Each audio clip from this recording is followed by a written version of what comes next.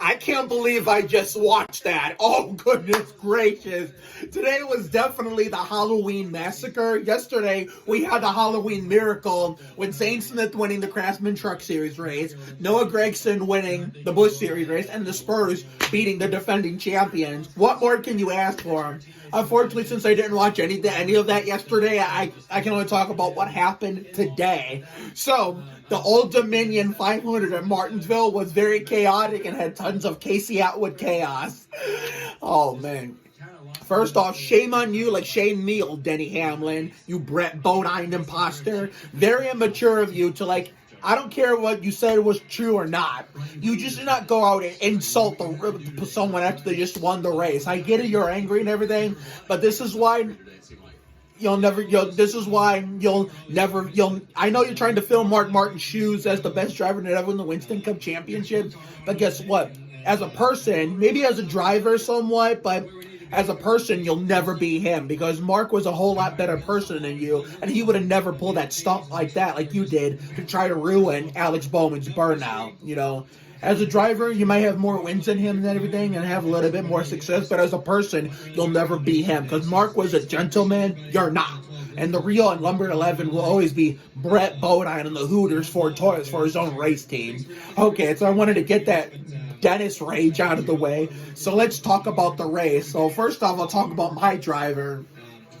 He was running in the top 10 a couple times today, and both times he did, he just blew a tire because some jackass right there in Ryan Newman's old number brake checked him. Like, I get the frustration from Kansas last week, but it still didn't make it okay. And, you know, the Blaney fans on Twitter get all pissy whenever they have the drivers a shortcoming, whether it's themselves alone or whether it's with another driver or just in general. But, hey, shit happens. I mean, even some of the ones that don't like Austin, I'm cool with. So, not all Austin Dillon haters are toxic. But, anyway, so he did try some track position with Tyler Reddick, his teammate, to, like, compete for... I don't know what they were doing to get track position, but they tried for track position. But considering Austin was running better than Reddick in that second run, he was doing good until the tire went down again. So, anyway, I think, where did Austin finish? Okay, so, there's one of my all-time favorite drivers right there, Kyle Petty. Okay, the unofficial results. Let's see where Austin ended up finishing after the wild up-and-down day he had. Let's see here.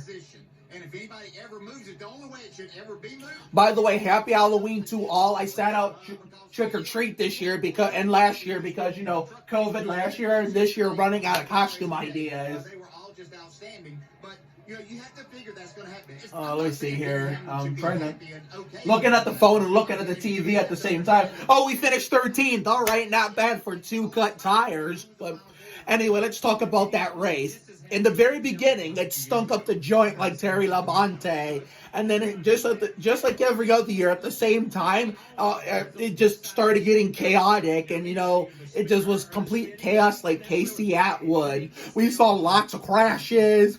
We saw a lot of beating and banging, tempers flaring, battles all over the racetrack. There was battle for the lead, battle for second, battle for fifth, battle for 10th, battle for 15th, battle for 27th. There were battles everywhere, but you know, I'm just getting sick and tired of Starcom and Rick Ware Racing's bullshit. So, and besides, Starcom is leaving after next week, so it's best for everyone anyway. So, therefore, it's one less slow-ass rolling chicane to worry about come the Daytona 500 when I turn Ricky Rudd 28 years old in February. So now we just need the Rick Ware Racing douchebags to leave and the charter system to go, and we can go back to 43-car fields and, you know, have a lot of fun and be happy again with who's out there on the racetrack. But, you know, the 53 and the 52, whoever that was, should have been black flag. You know, if the 00 is going to get black flag, which is a good thing, they should have black flag. Was it the 52 or the 53? It was both of them, I think. They both should have been black flag. What a joke. But, man, what a... If anything, Dennis, you're the real hack for trying to live up to Mark Martin's fame as the best driver to never win a championship, which is something you'll never be as a person, or let alone a driver. I take back what I said about maybe filling his shoes as a driver, you know, being the next Mark Martin, but he's neither. He's neither. Because Mark Martin would not insult someone after they just won the damn race. He would never try to ruin somebody's burnout on the track, you know. All the bullshit, all the awful bullshit Denny's done throughout his whole career is something Mark Martin would never do. So I didn't appreciate that. And Kyle Petty, look at this bullshit. Does that would Mark Martin pull off something like that? Answer is hell fucking no, he wouldn't. And is in a totally different place. Look at that. And I thought we were going to see a fight break out after the race. I thought we were going to see someone get the shit kicked out of him like Ricky Rudd, but shockingly we didn't. But it was exciting all around. I knew it would be chaotic. It was just only a matter of time because the beginning of the race was boring. And if Denny Hamlin blocks me on Twitter, I don't give a shit. That was actually my intent anyway. But so Bubba got damaged. I mean, I only mention Bubba whenever he has a shortcoming because I know the boomers will always have a field day on social media whenever he has a shortcoming, or if they see a picture of him, or if the media brings him up, even if it's minor. And the boomers on social media, especially Facebook, will have a field day, like, you know, show how stupid they are. Like, you know, Bubba killed a family member or something, that killed a relative in their family, or slept with their wife. I mean, so next week at Phoenix, you know, hopefully, considering that next Monday will be the anniversary of, you know, Alex Trebek's passing, and the next day will be Abigail Barlow's birthday. So hopefully next week will be more. Next week's Check Out Parts 500 will be more exciting than last year's. Considering last year with or without Trebek's death, that was a boring race anyway, and just didn't feel like a championship race. But now that Trebek's death is in the rearview mirror, like a whole year later, it's gonna be a lot more worth watching this year. You know, we'll be more focused in on the race than, you know, thinking about a game show host that we loved very, very much, that I never met personally or knew personally, but felt like I did. But next week is gonna be a bitch. So I'm just hoping that anybody but that Brett Bodine imposter wins the championship next week. Like, oh man, have you ever? No, I've never.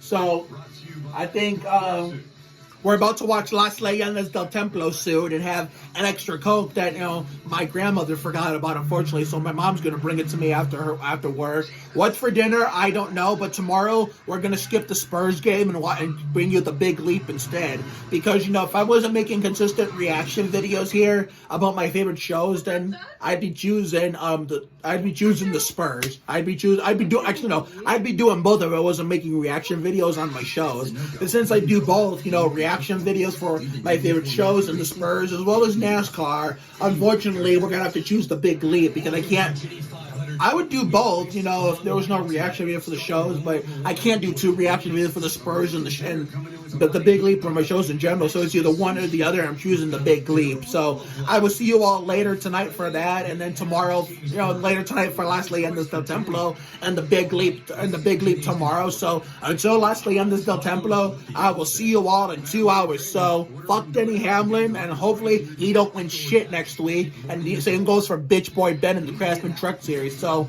have a good night, everybody. I'll see you for the Las Leyendas del Templo reaction video.